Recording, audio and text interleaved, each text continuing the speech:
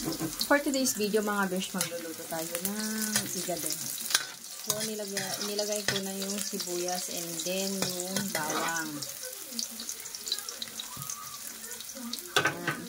Golden brown na yung kulay ng bawang. At the same time yung onion. Kaya ilalagay ko na rin yung karne. Ayan mga besh. Nilagay ko na yung karne.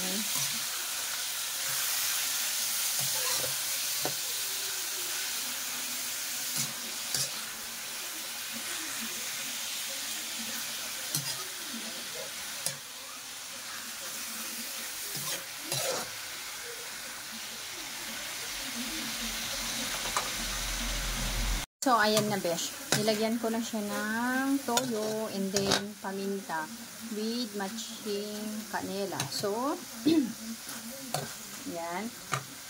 Lagyan ko siya ulit ng, lagyan ko siya ng tubig. So, while waiting na kumulo, yan. Slice ko muna yung patatas. Yan, pinalakas na natin. So, ayan na bes. Kumukulo na siya. So, nilagay ko na yung patatas. Yan. So, palambutin natin yung karne and then yung patatas. Lagyan ko siya ng konting toyo.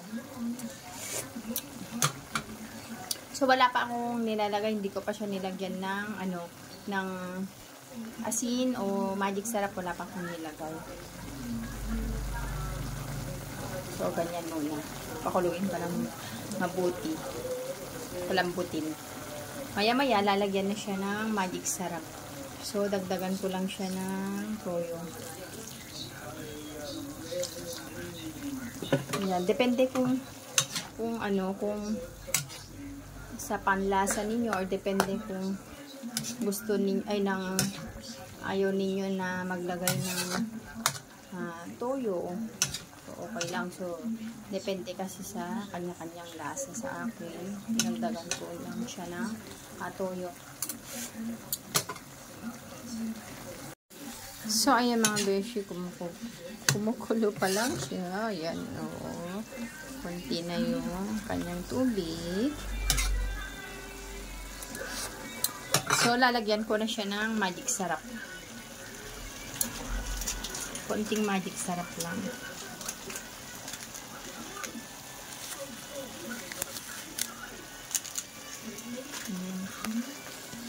Mahirap kasi pagka sa isang gaya ko mahirap pag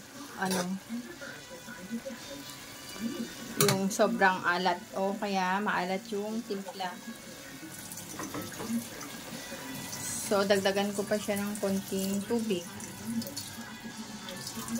Bawal sa akin ang maalat. Yan. And then, koberan na muna siya. Yan, minasahan ko na. So, okay naman. Eksakto lang. So, koberan ko ulit siya mga besh. So, ayan mga besh. Nilagay ko na yung beans. Beans and then, nilagyan ko siya na sky flakes.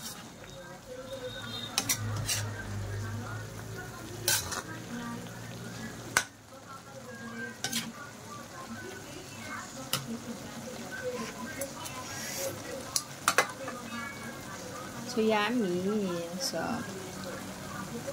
yan na lang mga beshi. Hanggang dito na lang. So, thank you for watching mga besh. Bye-bye.